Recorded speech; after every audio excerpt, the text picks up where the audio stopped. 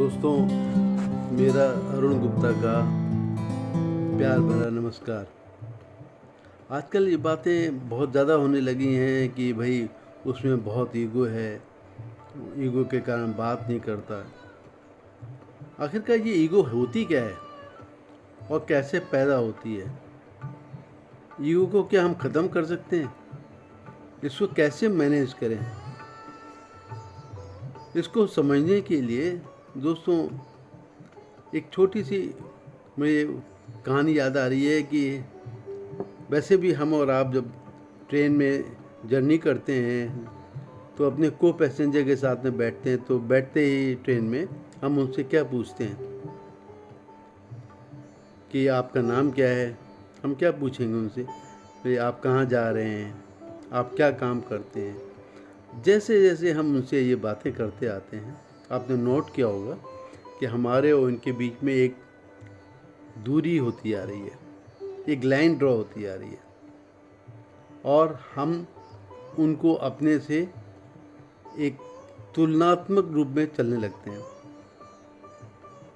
और उस तुलनात्मक रूप में आने पर हम अंदर अंदर ये एसेस करने लगते हैं कि भाई मैं तो एक मल्टी स्टोरी बिल्डिंग में रहता हूँ, वो एक चाल में रहता है। मैं एक पॉश मेट्रोपॉलिटन सिटी में रहता हूँ, वो एक छोटे से शहर में रहता है। मैं डॉक्टर या इंजीनियर हूँ, वो डॉक्टर इंजीनियर नहीं है। ये सब बातें दिमाग में आती हैं। मैं इतना कमाता हूँ, वो इतना कमाता है, वो एक और नहीं काम कर रहा है। और ये सब जो बातें हैं वो हमारे और उसके बीच में एक दूरी बनाती रहती हैं। यही तो ईगो है।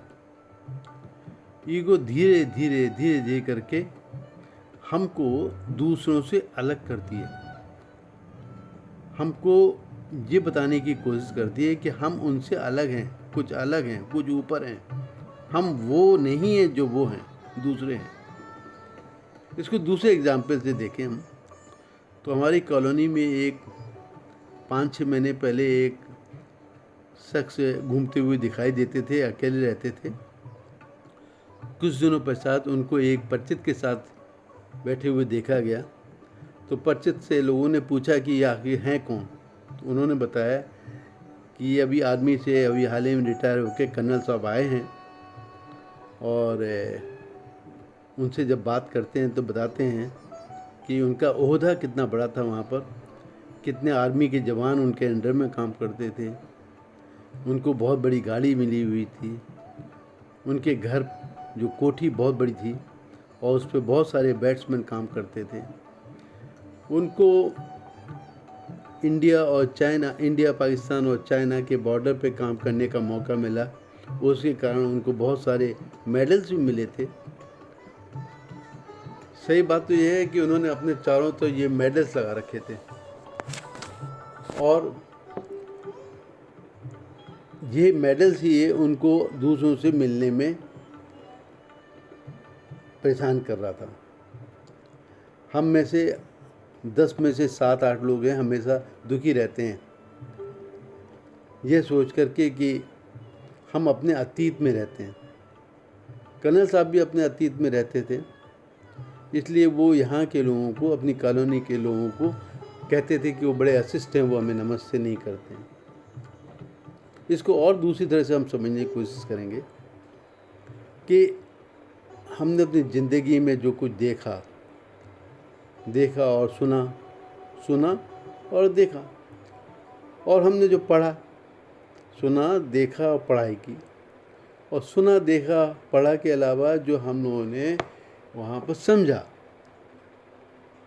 समझने के साथ साथ जो हमने अपने अनुभव भी किया, वो सब हमारे मस्तिष्क में रिकॉर्ड होता जाता है। और मस्तिष्क में रिकॉर्ड होने के साथ साथ बिल्कुल वही पोजीशन हो जाती है जैसे कि एक मोबाइल फ़ोन के मेमोरी कार्ड में हो जाती है। आप दोबारा समझने की कोशिश कीजिएगा, ये मैं में नहीं, मेरे मस्तिष्क में रिकॉर्ड हो रहा है। और वो रिकॉर्ड इतने, जैसे कि मोबाइल के मेमोरी कार्ड में होता है, उसको हम डिलीट कर सकते हैं, हम चाहें तो उसको फॉर्मेट कर सकते हैं, हम चाहें तो उसको बिल्कुल नए तरीके से इस्तेमाल कर सकते हैं, परंतु हम अपने जो मस्तिष्क में जो पुराने अतीत देखा, सुना, पढ़ा, समझा, अनुभव किया, इन सब को जो लिए बैठे हैं, उनको ना तो डिलीट करने में ना फॉर्मेट करने में वो तैयारी नहीं है। और जिसमें कि ताज़ी हवा मिले, ताज़े अनुभव मिलें, और यही कारण है कि हम दुखों के सागर में रहते हैं। हम अपने को अतीत के कारण कुछ अलग समझने लगते हैं दूसरों से, जबकि सत्य तो ये है कि अगर हम एक नॉर्मल उसमें रहें तो ज़्यादा मस्त रहेंगे। हम इस बात की चिंता न करें कि भाई हम मिलिट्री में थे तो कोई दूसरा हमें नमस्ते नहीं करता, हमें रिकग्नाइज़ नहीं करता, हम घर से बाहर निकलते हैं तो कोई हमारे आगे झुकता नहीं है। हम क्यों तुलना करने लगते हैं? जैसे कि आपने देखा होगा कि इस परम पिता परमेश्वर ने हम सबको हवा दी है, सबके लिए बराबर है वो हवा। परम पिता परमेश्वर जिसने कि हमें सूरज के माध्यम से एक शक्ति दी है, ओज दिया है, किरणें दी हैं, रोशनी दी है, ऊर्जा दी है, वो ऐसा तो नहीं है कि कुछ को मिल रही है किसी को नहीं मिल रही है। चिड़ियाँ चहचहा रही हैं, जो आपके नेचर है, चिड़ियाँ चहचहा रही हैं, वो सबको आवाज़ सुनाई दे रही, प्यारी आवाज़ें। अगर आप घास के मैदान में चल रहे हैं तो जो आप सुख का अनुभव करते हैं वो सबके लिए बराबर है। किसी आप मंदिर में, मस्जिद में जाते हैं तो वो तो ये तो नहीं है कि भाई तुम नहीं आ सकते, तुम आ सकते हो, सारे के लिए वो दरवाजे खुले रहते हैं। तो ये जो परम पिता परमेश्वर ने किसी से किसी को अपने अलग करने की कोशिश नहीं की, तो हम और आप कौन है जो हम अपने को अलग करते हैं? और जिस शख्स ने ये समझ लिया और जिसने हर एक सिचुएशन में रहना सीख लिया, तो वो कभी भी उसके पास ईगो होगी ही नहीं सकती। ईगो रखना सिर्फ इस बात को दर्शाता है कि वो अपने अतीत को भुला नहीं पा रहा, अपने अतीत के साथ रहना चाहता है और वो वर्तमान के साथ रहने के लिए तैयार नहीं है। उसने अपने आप ये मोल ले रखी है परेशानी, किसी और ने दी नहीं है। अगर हम कहते हैं कि हमारे बहू ने हमें परेशान कर दिया, हम ये कहते हैं हमारे पड़ोसी हमको परेशान कर रहे हैं, या हमारे दोस्त हैं हमें फ़ोन नहीं कर रहे हैं, या हमारे रिश्तेदार हैं उन्होंने बहुत दिनों से हमें बात नहीं की। ऐसे तो पचासों हज़ारों होंगे जिसमें कि रिश्तेदार बात नहीं करते हैं। ऐसे लाखों लोग ऐसे होंगे जो अपने बेटे से बात नहीं कर पा रहे हैं। मगर ये सब सोच करके आपने अपना अतीत की में रह करके अपना वर्तमान ख़राब कर रहे हैं। तो दोस्तों, वर्तमान अगर में जीना है, सुख से जीना है, तो एक साधारण से व्यक्ति की तरह से व्यवहार कीजिए और पूरा आनंद लेके काम कीजिए। तो फिर आपको ईगो की कोई ज़रूरत भी नहीं पड़ेगी। और वैसे तो ईगो, पॉजिटिव ईगो भी होते हैं। आप बोलें कि मैं भारतीय हूँ तो ये तो एक पॉजिटिव ईगो है, क्या बुरी बात है? अगर आप ये कहते हैं मैं भारतीय हूँ, आप किसी का कुछ नुकसान तो नहीं कर रहे। अगर कहीं बाढ़ आ गई है या आग लग गई है, कि कोई जाके कहता है देखिए मैंने मिलिट्री में रहा हूँ, मैं एनडीआरएफ में रहा हूँ और मैं जानता हूँ ऐसे कैसे टैकल करना है, तो अगर वो बताता है कि मिलिट्री में वो हाई पोस्ट पर रहा है और उसमें लोगों की मदद कर रहा है, तो इसे हम पॉजिटिव ईगो कहेंगे।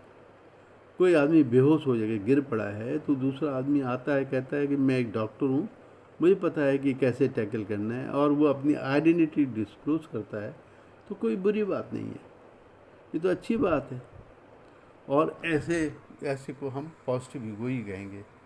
दोस्तों, अगर आपको अच्छी जीवन जीना है, अपने वर्तमान में जिए, और अपने भूत को भूल जाइए।